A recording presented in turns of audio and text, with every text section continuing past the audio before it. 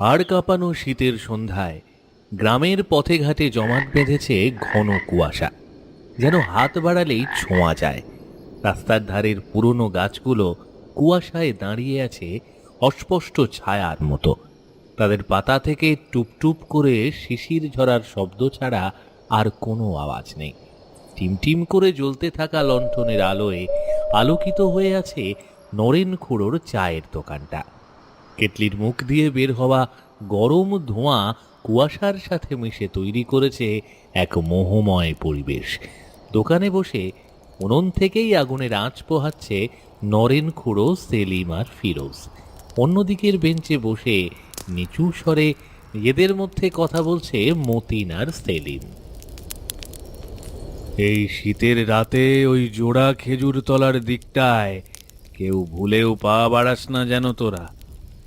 কেন গো খুড়ো, সব সময় তো দেখে আসছি ওই গাছ দুটো থেকে রস পেড়ে বিক্রি করছে গাছিরা, তাহলে হঠাৎ মানা করছো কেন? দিনকাল ভালো নয় রে কালু, তোদের জানা নেই ওই জোড়া গাছে দিনের বেলা যাই থাক, সন্ধ্যা নামলেই সব কিছু পাল্টে যায়। তাই গাছিরা শীত এলেই সন্ধ্যার আগেই রস পাড়ে, এরপর কেউ ধারে কাছেও যায় না। ঠিকই বলেছ খুড়ো, সেদিন গফুর মিয়াও ওই পথ দিয়ে আসছিল, বলে নাকি কার কান্নার আওয়াজ পেয়েছে।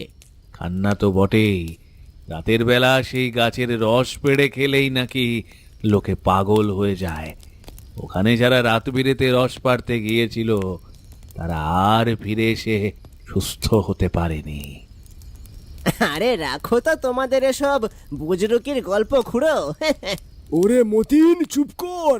খুড়ো যা বলছে তা মিথ্যে নাও হতে পারে। তুই চুপ কর তো সেলিম, এই গাঁয়ের লোকেদের কাজই হলো বানিয়ে বানিয়ে গল্প বলা। সবকিছুকে অবিশ্বাস করতে নেই রে মতিন, আবার কিছু জিনিস বেশি না জানাই ভালো। মুখ্য সূক্ষ্ম হতে পারি খুড়ো, কিন্তু এইটুকু জানি যে রস খেলে কেউ পাগল হয়ে যায় না। ওটা তোমাদের ওই গাঁজানো রসের নেশা। তুই কি বলতে চাইছিস মতিন? তুই কি ওখানে যাবি নাকি? হ্যাঁ হ্যাঁ যাব, আজকে রাতেই আমি ওই গাছ থেকে রস পেড়ে আনবো। দেখি দেখি আমি কোন ভূত আমার কি করতে পারে। কাজটা কিন্তু ভালো করছো না মতিন ভাই, জেদ করো না বলি, শোনো বিপদ হতে পারে। মতিন, বাদ দে না এসব। এই শোন, তুই ভীতু বলে আমাকেও ভীতু ভাবিস না। আমি আজ প্রমাণ করেই ছাড়বো যে ওইসব কিচ্ছু নেই। আমি সাবধান করার কাজ সাবধান করলাম, বাকিটা তোরা যা ভালো বুঝিস।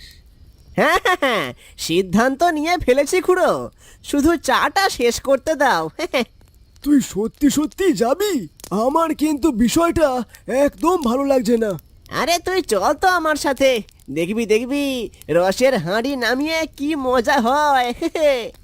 না, আজ রাতে এই গ্রামের কপালে কি লেখা আছে কে জানে। রাত যত গভীর হয়েছে ততই বেড়েছে কুয়াশার ঘনত্ব। গ্রামের মেটো পথ এখন জনমানবহীন, শুধু মাঝে মাঝে ভেসে আসছে দু একটা কুকুরের কান্নার আওয়াজ। বাঁশবাগানের সরু পথ দিয়ে হাঁটছে সেলিম আর মতিন। সেলিমের হাতে থাকা টর্চের আলোয় অদ্ভুত দেখাচ্ছে পথটাকে। মতিন, আমার মনে হয় আমাদের ফিরে যাওয়া উচিত। এই রাত বিরেতে ওইদিকে যাওয়া ঠিক হবে না। ধুর বোকা, তুই এত ভয় পাচ্ছিস কেন? মানে দেখ না, কত শীত পড়েছে। মনে হচ্ছে বাতাস একেবারে হাড়ের ভেতর ঢুকে যাচ্ছে। আরে শীতকালে শীত তো একটু লাগবেই, হাঁটতে থাক, দেখবি গরম লেগে গিয়েছে। ওই শোন, কিসের যেন শব্দ হলো না ওই বাঁশ ঝাড়ের ভেতরে? কিসের শব্দ আবার? হয়তো কোনো শেয়াল বা বনবিড়াল হবে। তুই কি শুরু করলি বলতো? বাতাসের শব্দকে তুই ভূতের নিঃশ্বাস মনে করছিস? না রে মতিন, মনে হলো কি কেউ যেন দীর্ঘশ্বাস ফেললো আমার কানের কাছে। এত দূর এসে এখন ফিরে যাব? না না না না না, আর মাত্র একটুখানি পথ। ওই তো সামনেই জোড়া খেজুর তলা। ওই দেখ, সামনে কুয়াশা কেমন পাক খাচ্ছে। হ্যাঁ, আরে ধুর, তুই আমার পেছনে পেছনে আয় তো, কিচ্ছু হবে না। আল্লাহ তুমি ভরসা, কেন যে আমি মতিনের পাল্লায় পড়লাম। দেখ সেলিম, ভয় পাবি না। ভয় পেলেই মনের ভুলগুলো সত্যি মনে হয়। কিন্তু বাঁশগুলো কেমন অদ্ভুত শব্দ করছে, দেখছিস না? ওটা বাঁশে বাঁশে ঘষা লাগার শব্দ। আরে পড়ালেখা না হয় শেষ করিসনি, কিন্তু ছোটবেলায় তো কিছু হলেও পড়েছিস নাকি? ওসব বিজ্ঞান ফিজ্ঞান দিয়ে সব হয় না রে ভাই, গ্রামের বুড়োরা তো আর মিথ্যে বলে না। চুপ করবি তুই, আর একটাও কথা বললে আমি তোকে এখানে রেখে একাই চলে যাব। কুয়াশায় ঢাকা প্রান্তর পেরিয়ে শেষমেশ সেই কুখ্যাত জোড়া খেজুরতলার সামনে এসে দাঁড়ালো ওরা। গাছে আগে থেকেই মাটির হাঁড়ি পাতা রয়েছে, সম্ভবত দুপুরে গাছিরা লাগিয়ে গিয়েছিল। দেখলি তো, দেখলি দেখলি, গাছ দুটো দিব্যি দাঁড়িয়ে আছে, কোনো ভূত প্রেত নেই এখানে। তুই তাড়াতাড়ি কর ভাই, আমার মনে হচ্ছে কেউ আমাদের দিকে তাকিয়ে আছে। শোন, তুই নিচে পাহাড়া দে, আমি চট করে হাঁড়িখানা নামিয়ে আনছি। বেশিক্ষণ থাকিস না উপরে, টর্চটা আমি ধরছি তোর দিকে। সময় নষ্ট না করে পাকা গাছের মতো গাছে উঠে গেল মতিন। কিরে, এই হাঁড়িটা এত ভারী কেন মনে হচ্ছে? আরে রসে ভর্তি হলে হাঁড়ি তো ভারী লাগবেই। নামা নামা, জলদি নামা। হঠাৎ মতিন অবাক হয়ে দেখলো গাছের পাতার আড়াল থেকে দুটো জলজলে চোখ তার দিকে তাকিয়ে আছে। চোখ? মনে হচ্ছে দুটো চোখ আমার দিকেই তাকিয়ে আছে। কথাটা বলতে না বলতেই অন্ধকারে হারিয়ে গেল চোখ দুটো। কিন্তু এরপরই ঘটলো আর এক ঘটনা। সেলিমের পেছনে এসে দাঁড়ালো মিশমিশে কালো এক অবয়ব। চমকে উঠে সেলিম টর্চের আলো ফেলতেই উধাও হয়ে গেল সেটা। ওরে বাপরে, আমার পেছনে ওটা কে দাঁড়িয়ে? কি হলো সেলিম, তুই আবার কার সঙ্গে কথা বলছিস? কে কে আছো এখানে? সামনে এসো। কিন্তু সেলিমের কথা আর কেউ জবাব দিল না, সামনেও এলো না কেউ। মতিন, তুই নেমে আয়, এক্ষুনি নেমে আয়, এখানে কেউ আছে।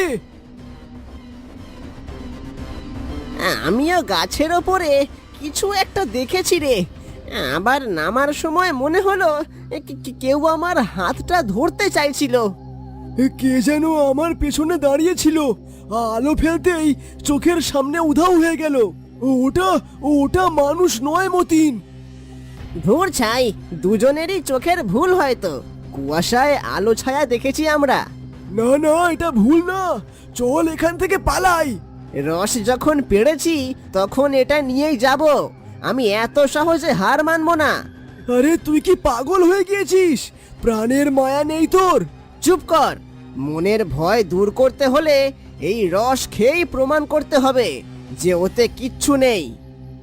গড়ের মাঠের মাঝখানে ঘাসের উপর এসে বসেছে ওরা দুজন। চারদিকে খোলা প্রান্তর, হুহু করে হিমশীতল বাতাস বইছে।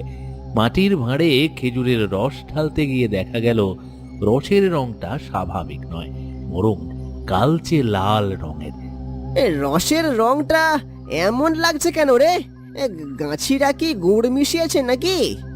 খবরদার মতিন, ওই রস মুখে দিবি না, রং দেখছিস না, রক্তের মতো লাল।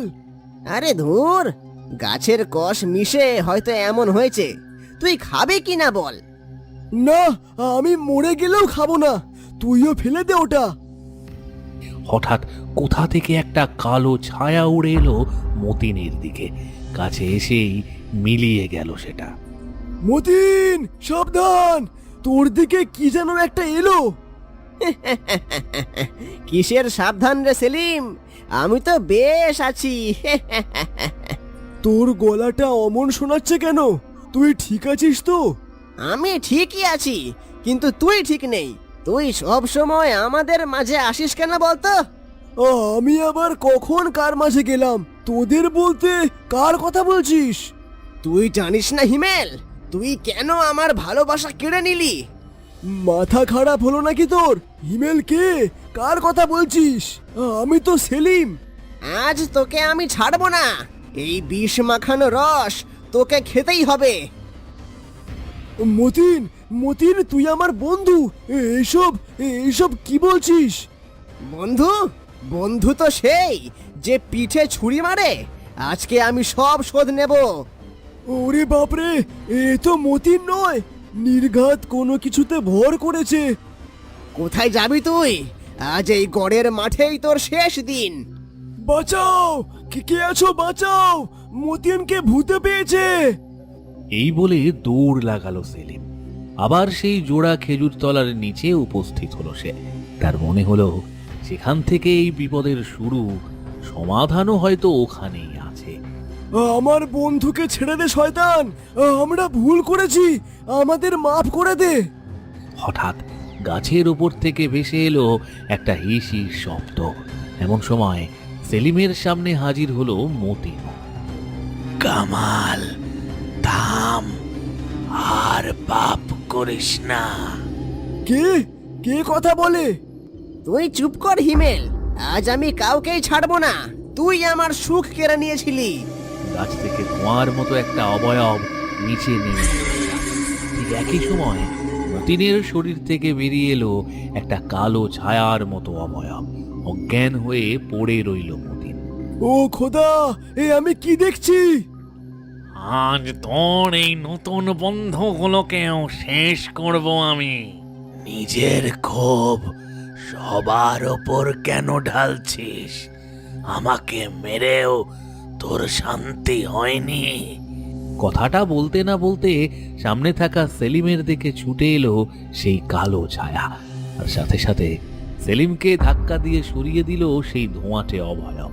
পড়ে গিয়ে মাথা ফেটে গেল সেলিমের। ও, মাথাটা গেল রে। পথ ছাড় হিমেল, আমার প্রতিশোধের স্বাদ এখনো মেটেনি। আমি বেঁচে থাকতে তোকে আটকাতে পারিনি, কিন্তু আজ পারবো।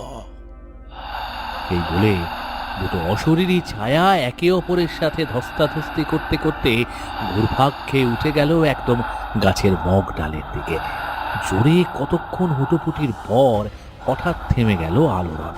ঠিক এমন সময় দূর থেকে হন্তদন্ত হয়ে ছুটে এলেও নরেন খুঁড়ো, কালু আর ফিরোজ। সেলিম, মতিন, কি হয়েছে তোদের? এইভাবে গাছের নিচে পড়ে আছিস কেন? তো তোদের চিৎকার শুনে ছুটে এলাম। হায় হায় হায় হায়, সেলিম ভাইয়ের মাথা ফেটে রক্ত পড়ছে। আর মতিন ভাই, আরে তোমার কি হয়েছে? আমি আমি এখানে কেন? আমার শরীর এত ব্যথা করছে কেন? এতক্ষণে জ্ঞান ফিরেছে তোর? খুড়ো, মতিনের ওপর ওই খেজুর তলার ভূত ভর করেছিল। ওরা ওরা গাছের উপরে মারামারি করছিল একটু আগেই। আমি জানতাম এমন কিছুই হবে। ওরা আজও শান্ত হয়নি। কারা খুড়ো? তুমি কাদের কথা বলছো? হিমেল আর কামাল, বহু বছর আগে দুই জিগরি দোস্ত ছিল ওরা। তাদের কি হয়েছিল খুড়ো? এক মেয়েকে দুজনেই ভালোবাসতো। মেয়েটা হিমেলকে বেছে নিয়েছিল। সেই রাগে কামাল এই গাছের রসেই বিষ মিশিয়ে হিমেলকে খাইয়ে মেরেছিল। একজন মারা গেলে আমরা দুজনকে দেখলাম কেন? কারণ হিমেলকে মারার পর অনুতাপে দগ্ধ হয়ে কামাল পরে এই গাছেই গলায় দড়ি দেয়। সেই থেকে ওদের আত্মা এই গাছে আটকা পড়ে আছে। তার মানে মতিনকে যে ভর করেছিল সেটা ছিল কামাল, আর যে আমাকে ধাক্কা দিল সে ছিল হিমেল। সে আমাকে বাঁচাতে চেয়েছিল। হ্যাঁ, হিমেলের আত্মাই তোকে বাঁচাতে চেয়েছে কামালের হাত থেকে। নে, এবার চল, বাড়ি গিয়ে তোদের ক্ষত সারাতে হবে। আর কখনো রাতে এই মুখো হবি না তোরা। হ্যাঁ খুড়ো, আর এক মুহূর্ত এখানে থাকবো না। চলুন চলুন। সেলিম আর মতিনকে সঙ্গে নিয়ে চলতে শুরু করলো নরেন খুঁড়ো, কালু আর ফিরোজ। ভোর হতে যাচ্ছে, শীতও বেড়েছে অনেক বেশি। কনকনে হাওয়ায় ঠকঠক করে কাঁপছে সবাই। ধীরে ধীরে কুয়াশার আড়ালে মিলিয়ে গেল মানুষগুলো। পেছনে কঙ্কালের মতো দাঁড়িয়ে রইল অভিশপ্ত জোড়া খেজুর গাছ।